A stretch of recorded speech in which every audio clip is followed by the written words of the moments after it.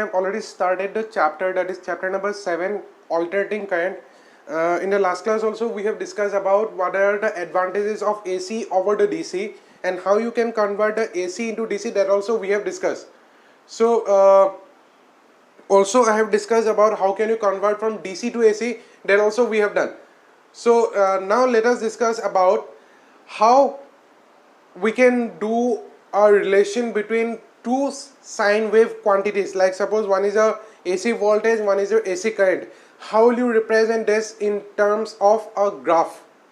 That topic is called as a phasor and a phasor diagram.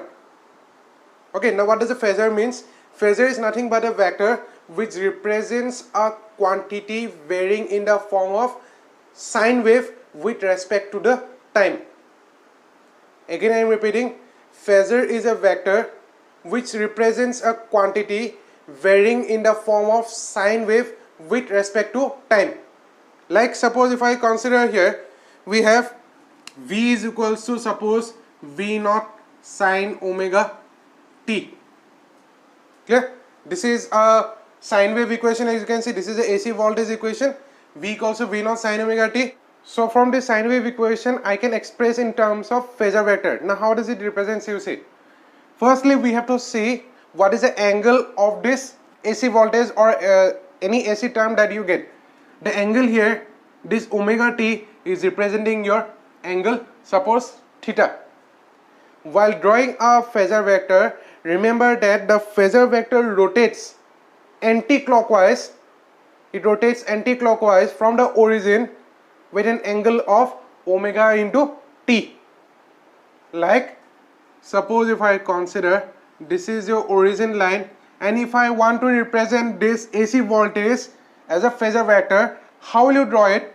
This will be your phasor vector and this will be rotating at an angle of omega t with respect to the origin. It rotates anti-clockwise.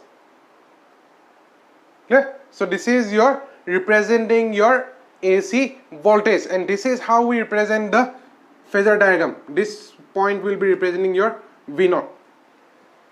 So the next part that we are going to do is now is about when we apply a AC voltage to a resistor, to a capacitor, to an inductor, what will be the difference in the phasor diagram that we need to see. Mostly this phasor diagram is used to compare between two quantities, two sine wave quantities, voltage and the current. Here we'll be also doing when we apply AC voltage to a resistor, capacitor and the inductor, we'll be getting one voltage equation. This will be a voltage equation for everyone, and we'll be getting one current equation. We need to compare the voltage and the current equation here. So first of all, I'll start with the AC voltage applied to a resistor. So let us discuss about the AC voltage applied to a resistor. So we have suppose a resistor. This is a resistor which is connected to an AC voltage. Yeah, this is connected to an AC voltage.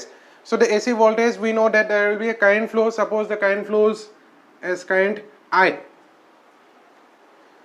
First equation, the voltage that you have applied in this circuit, okay, that is in the resistor circuit. Here your voltage equation will be V equals to V naught sine omega t. This equation will be similar for all the three types that we'll be doing: resistor, inductor and the capacitor. This is your AC voltage equation. Now if I use Ohm's law, now using Ohm's law,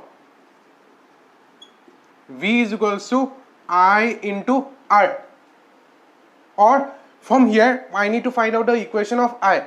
So I will be equals to V by R. So if I put from the equation number 1, so this will be V naught sine omega t by R.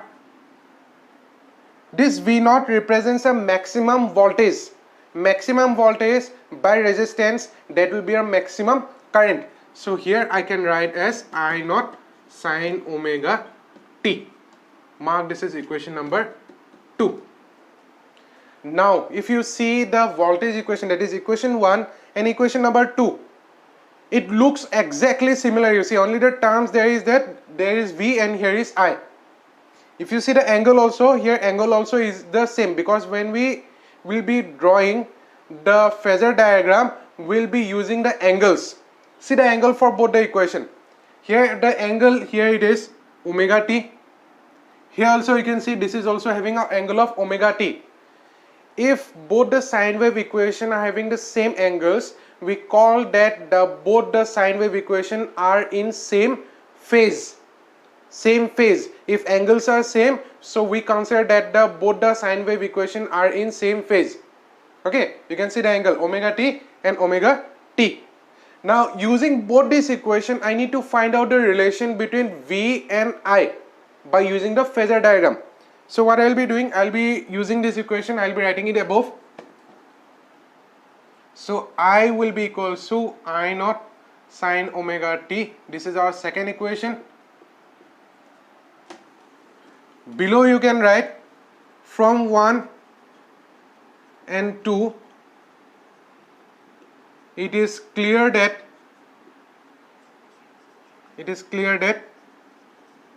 both are in same phase.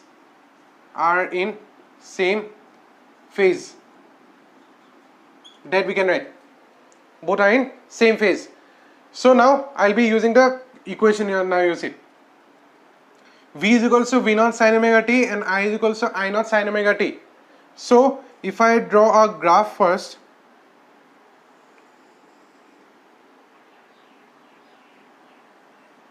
this is representing your time and this will be representing your V or I.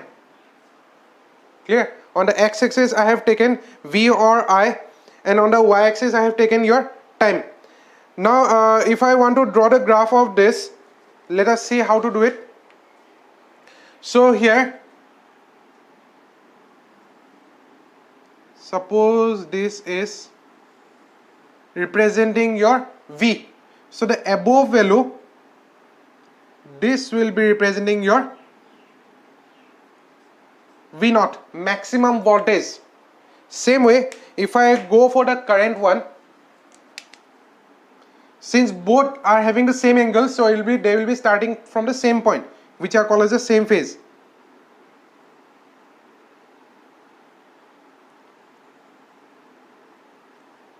Clear?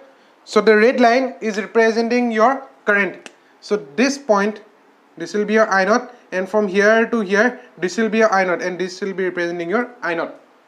Maximum current from this equation. This is maximum current, maximum voltage. From here, what do we need to do? We need to extend this line a little bit. For drawing the phasor diagram, the diagram will be a little bit smaller. I am wrapping this part, okay?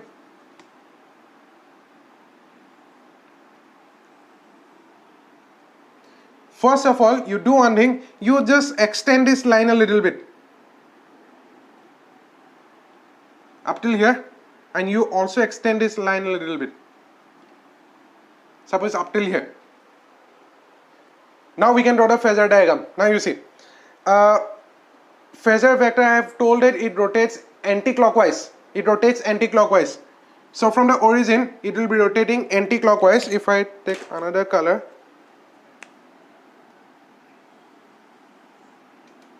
this will be rotating anti-clockwise with an angle omega t.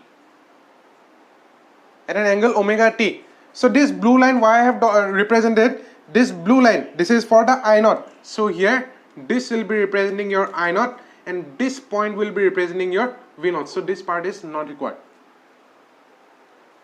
Now you can see both V naught and I naught are on the same line, are acting on the same line. So these two vectors, we consider that the voltage and the current are in same phase, which we have already proved it. Okay, so this is how we have to draw the phasor diagram. I have drawn it for the resistor. Next class will be doing for the inductor and the capacitor. Thank you.